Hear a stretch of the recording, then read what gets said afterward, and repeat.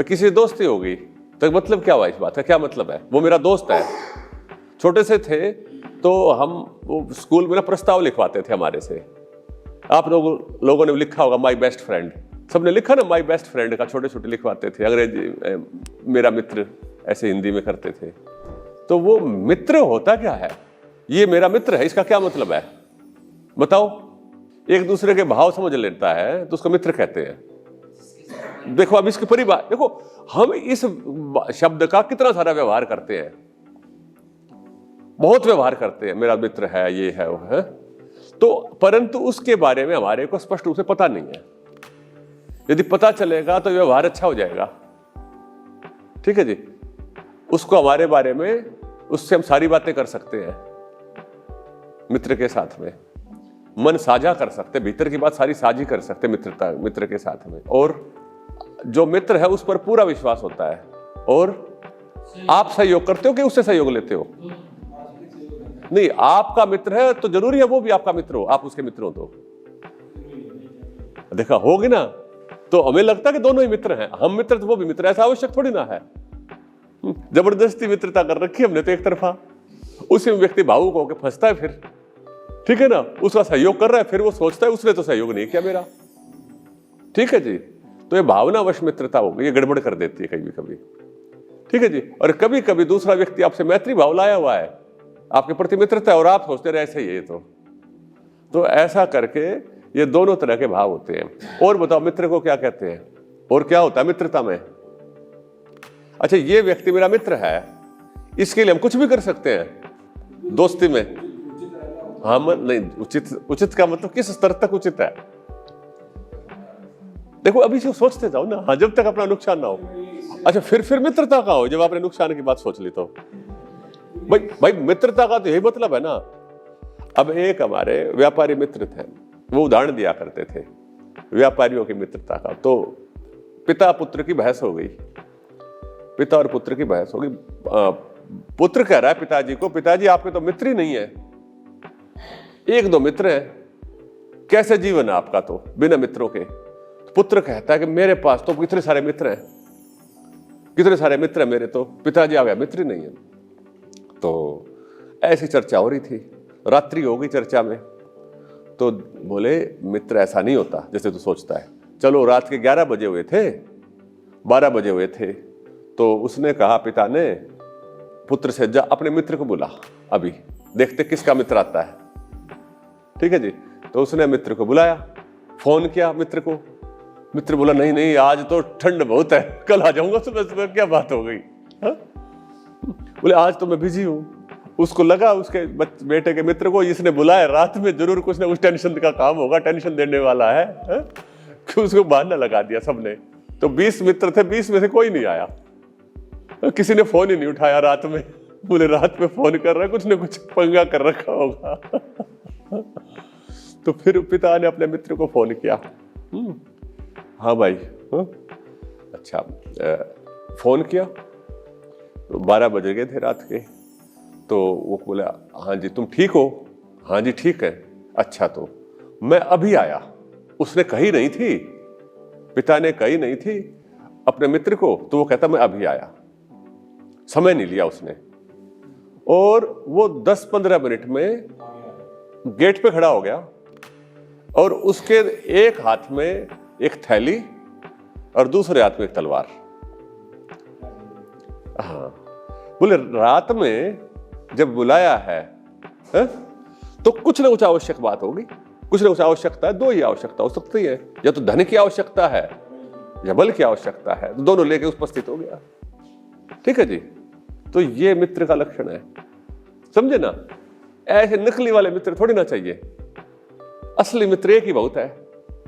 तो वो श्लोक होता है, उसमें नीति का श्लोक है, क्या है?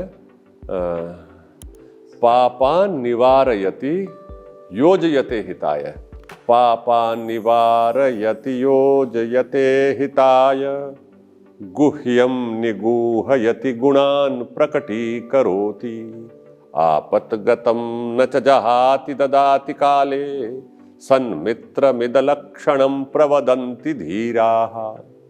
ठीक है जी, कि पापान निवारयति, सत मित्र के लक्षण बताए, नकली मित्र के नहीं, असली मित्र के लक्षण, कि पापान निवारयति, पापों से का जो निवारण करता है, पापों से बचाता है आपको। आपको बुराई की तरफ चलेगा तो मित्र आपसे लड़ेगा, नहीं जाना भाई, आपका हित सोचता है। पापान निवारयति योजयते हिताय, और योजित करता है हित कार्यों में, अच्छे कार्यों में आपको लगाता है, प्रेरित करता है। गुह्यम निगूहयति, आपकी गुप्त बातों को कभी प्रकट नहीं करता। कभी भी आपकी गुप्त प्रकट कर दे फिर कैसा मित्र है, सही मित्र नहीं है। ये दुष्ट मित्र होते हैं ना, उसके सामने अपनी सारी बात बता दी हमने पहले तो दोस्ती के चक्कर में, फिर उसके पीछे पीछे भागते रहो, कभी किसको कहता रहेगा, कभी किसी को कहता रहेगा, सारी गड़बड़ ऐसी संसार में फैली रहती है। तो अच्छा मित्र बनना चाहिए और अच्छे ही मित्र बनाने चाहिए। ठीक है जी, मित्र अगर सही बन गया ना एक दो भी जीवन में, तो जीवन के तनाव समाप्त हो गए, कि मान लेना। ठीक है जी, गुह्यम निगूहयति गुणान प्रकटीकरोति, और गुणों को ही सबके सामने बोलेगा, आपकी अवगुणों को, कमियों को नहीं बताएगा मित्र किसी के सामने, आपको व्यक्तिगत बताएगा। भले ही वह आपसे नाराज हो जाए, आप उससे नाराज हो जाए, परंतु आपको अच्छाई की तरफ लगाएगा। गुह्यम निगूहयति गुणान प्रकटीकरोति, आपतगतम न जहाति ददाति काले। आपतगत, आपातकाल आ गया मान लीजिए, तो उसमें छोड़ के नहीं जाएगा है। आपातकाल में मित्र साथ देता है। मित्र की पहचान, संबंधों की पहचान एक विशेष आपातकाल की स्थिति में ही होती है, अन्यत्र नहीं होती। तो उस समय पता चलेगा दोस्ती कैसी है। तो जो गरीबी के दोस्त होते हैं वे आगे तक दोस्त रह जाते हैं। अमीरी वाले दोस्त तो कुछ काल के तात्कालिक दोस्त होते हैं। जैसे ही व्यक्ति के धन संपत्ति स्मृति दी जाती है तो दोस्त भी साथ साथ चले जाते हैं, है ना। तो ऐसे मित्र के लक्षण, सदमित्रों के लक्षण प्राचीन काल से धीर लोग बताते आए हैं। तो ये मैंने मित्र के लक्षण बताए इसी प्रसंग में। आगे कहा मैत्री भाव की चर्चा है, क्योंकि मेरा स्वभाव रहा दोस्त बनाने का बहुत ज्यादा, बाल्यकाल से ही। बचपन के दोस्त चल रहे हैं मेरे अभी, तो पहली दूसरी कक्षा वाले भी कुछ हैं मेरे मित्र। कुछ मित्रों ने गड़बड़ भी बहुत करी हमारे साथ में, क्योंकि गड़बड़ कौन करेगा, जो निकट होगा वही तो गड़बड़ करेगा, और दुख भी वही देता है जिसके ऊपर आपका विश्वास है, जिसको आप मैत्री भाव में हो, और वो सही मित्र बनाए नहीं, गड़बड़ बना लिया, तो जब वो गड़बड़ करेगा तो आपको बड़ा पीड़ा होगी, कष्ट होगा। ठीक है ना। तो ये मित्र बड़ा दुख देते हैं फिर, है ना। बोले फिर वो कहता हुआ घूमेगा कि बोले कमर में ना पीठ में छुरा मार दिया, बोले इसने तो, है ना, ऐसे ऐसी धोखा दे दिया, विश्वासघात कर दिया, ऐसे बहुत सारी चीजें चलती रहेंगी फिर बाद में। तो आगे जो चर्चा थी, मैं मैत्री भाव समझाना चाह रहा हूं आपको कि मैत्री भाव क्या है। कुछ सिद्धांत समझने वाले लोग भी हैं, तो आप देखो समझो। मैत्री भाव, एक मित्र है, मित्र की लड़ाई होगी किसी के साथ में, और उसको बचाना पड़ेगा अपने को, या हम छोड़ के भाग जाएंगे उसको। अच्छा मित्र अपना, अब देखो ये एक नीति शास्त्रीय प्रश्न हो गया, एथिकल क्वेश्चन, सिचुएशन खड़ी होगी अब यहाँ पे। आप उसको छोड़ के भाग जाओगे या उसके लिए लड़ोगे? बहुत बढ़िया मित्र आपका, वो पिट जाएगा, पिट रहा, आप भी पिटोगे, हो सकता है मर भी जाओ। युद्ध होते हैं, लड़ाई होती है, उसमें ऐसा ही भावनात्मक होती है सारी चीजें। तो देखो ये स्थिति कैसी आई कि एक अन्य व्यक्ति के लिए, और आपको उससे चाहिए क्या? आप उसके लड़ते हुए मर गए तो आपको बदले में कुछ चाहिए था उससे? यदि चाहिए था ना तो स्वार्थ है, मैत्री भाव नहीं है वो, है ना। हाँ, उस तरह पे नहीं जा पाएंगे। अब ये जो भाव है, ये जो प्रेम का, जिसको हम प्रेम कहते हैं ना, स्थूल रूप में एक प्रेम शब्द का प्रयोग करते हैं, तो ये वस्तुतः मैत्री भाव का ही एक रूप है। जैसे राष्ट्र प्रेम, राष्ट्र के प्रति भाव आ गया, अब वो सिपाही है, सैनिक है, उसको गोलियां लगती रहती है, वहां पे नहीं पीड़ा होती, भावावेश में होता है, उसको चाहिए नहीं वहां पे कुछ भी। कोई कहता है तनख्वाह के लिए सिपाही बनता है, तनख्वाह के लिए सिपाही नहीं बनता, तनख्वाह उसको एक्स्ट्रा मिलती है, उस भाव का मूल्य नहीं है वहां पे। एक क्रांतिकारी था, वो फांसी पे चढ़ रहा है, ये थोड़ी ना भगत सिंह फांसी चढ़ा था कि दुनिया मेरे को याद करेगी, दुनिया मुझे याद करेगी, मेरे चित्र बनाएंगे लोग, है ना, और बाद में मेरे फूल वाला चढ़ाएंगे मेरे चित्रों पे, इसलिए वो क्रांति करी थी क्या उसने? उसके भाव विशेष थे। तो अब जो मैं आपको अनुभूति कराना चाह रहा हूं यहां पे, अनुभूति यह है कि ये मैत्री भाव कैसा होता है। आपका कोई मित्र रहा है, ये बताओ, कभी ऐसी स्थिति आई है मित्रता के लिए कि भाई कुछ भी हो जाए हम कर देंगे सब कुछ? ऐसी स्थिति किस चीज के जीवन में आई है कि मित्रता के लिए हम कुछ भी कर सकते हैं? ऐसी स्थिति आई है कभी जीवन में? नहीं बना रखे दोस्त कुछ लोगों ने, तो ऐसे बने ही नहीं, है ना। अब देखो, इस भाव को कल्पना करो, कल्पित करो, इस भाव के बारे में चिंतन करो केवल, ये भाव क्या था। जैसे ही आप इस भाव पर चिंतन करना प्रारंभ करेंगे तो भीतर एक स्फुरना शुरू हो जाएगी, रोमांच शुरू हो जाएगा और आपके अंतःकरण के संस्कार निर्मल होने शुरू हो जाएंगे। यहीं से यह चेतना के भीतर से प्रकट सद्गुण है, ठीक है जी, चेतना के भीतर से प्रकट सद्गुण है। ये जीवात्मा का नहीं है, परमात्मा का है। ये भाव जीवात्मा में तो ये भाव है ही नहीं। ये जब उसका अंतःकरण निर्मलता की ओर जा रहा है तो किसी किसी घटना में, हमेशा नहीं रहता, तो उसके अंदर ये जो उत्तम गुण है, यह परमात्मा का गुण है, ये हमारे अंदर प्रकट होता है, ठीक है जी। तो ऐसे यह मैत्री भाव है विशेष।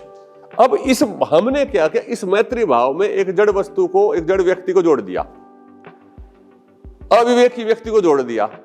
परंतु ये जो भाव था, ये भाव अपने आप में शुद्ध है, ये भाव अपने आप में विलक्षण है, ठीक है जी।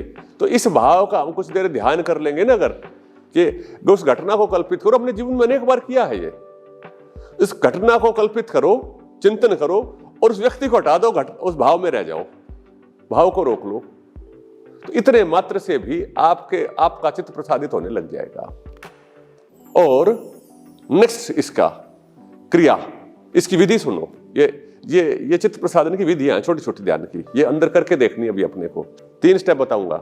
पहला स्टेप है कि ऐसी स्थिति को कल्पित करिए जब आप पूरे मैत्री भाव में थे, उसको याद करो, स्मरण कर लो, नंबर 1, ठीक है जी।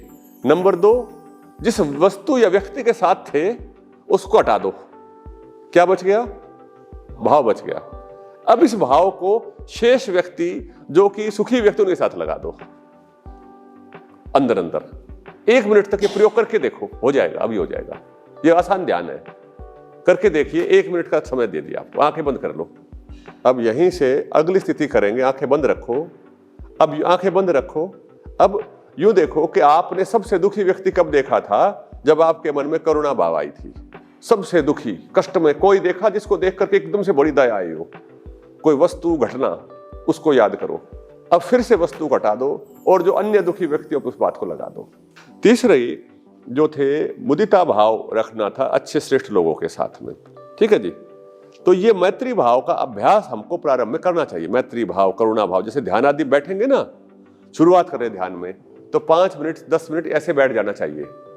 जो हमने वो क्रिया की बात करी ना, क्रिया से पहले एक बार थोड़े अपने जैसे शरीर को शुद्ध करते हैं ना, आचमन से, अंग स्पर्श से, ऐसे ही अंतःकरण की शुद्धि के लिए थोड़ा सा ये चित्त प्रसादन की गतिविधि कर लो।